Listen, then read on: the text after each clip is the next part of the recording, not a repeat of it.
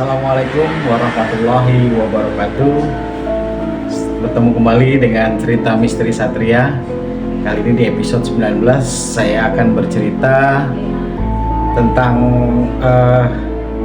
pengalaman saya pulang kerja lah ya.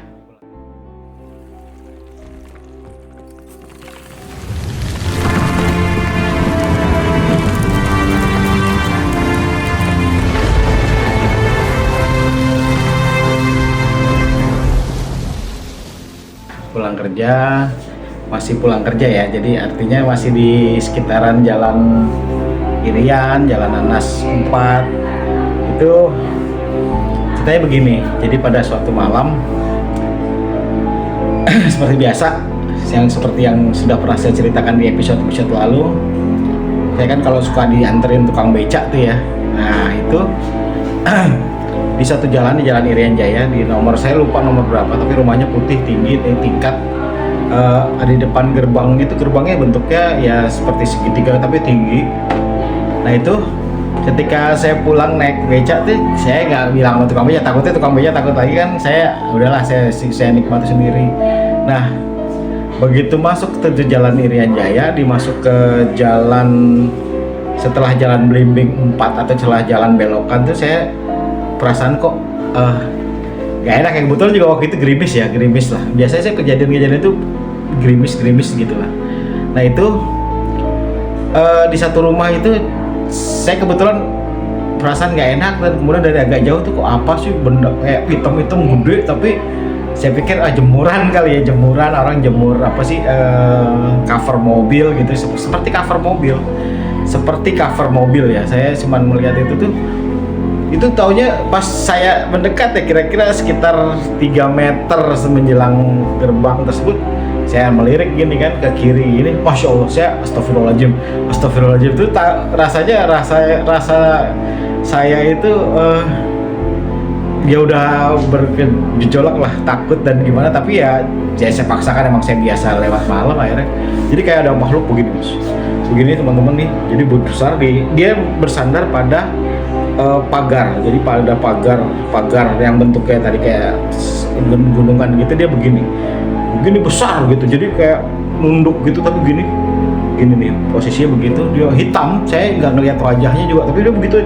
Saya astagfirullahaladzim, saya cuman bisa beristighfar aja ya teman. Saya pikir hanya sekali itu ya, saya mengalami itu hanya sekali, dan itu mungkin hanya gangguan hari itu aja gitu ya. Nah nggak selang berapa lama lah, mungkin sekitar 3 hari lah. Kebetulan waktu itu malam minggu, saya masih masuk ngerjain edisi minggu itu. Saya lewat lagi, sama hal yang sama saya lakukan, bahkan sekarang dia agak naik begini, cuman nggak kelihatan. Saya tuh nggak pernah lihat dia berwajah atau apa ya, jadi gelap gitu aja.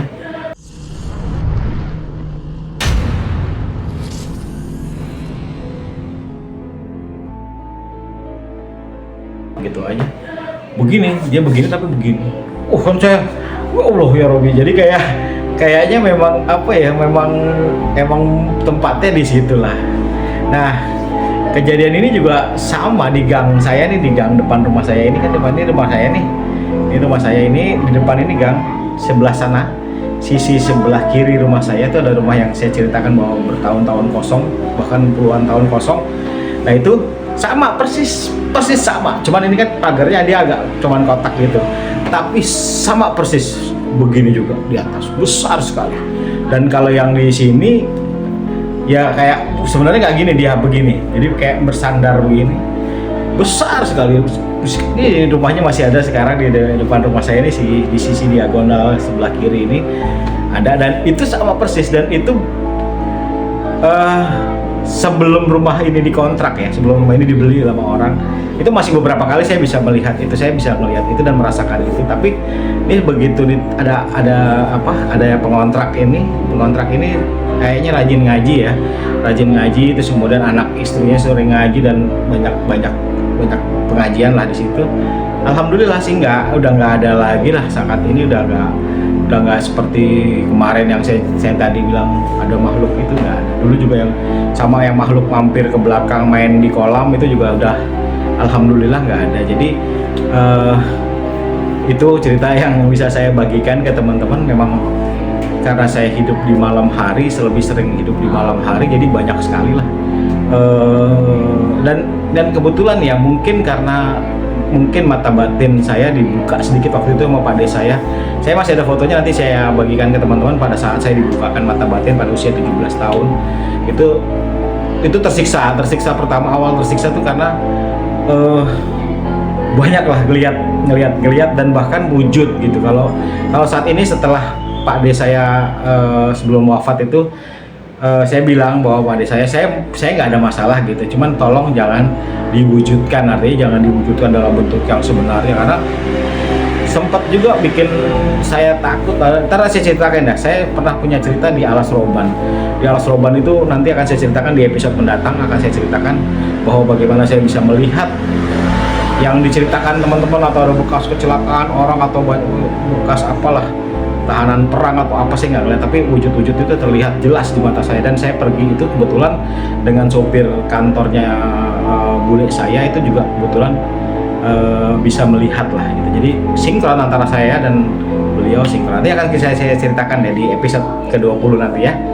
Terima kasih semuanya. Wassalamualaikum warahmatullahi wabarakatuh. Oh iya, jangan lupa like, share, and subscribe ya untuk cerita misteri Satria. Terima kasih.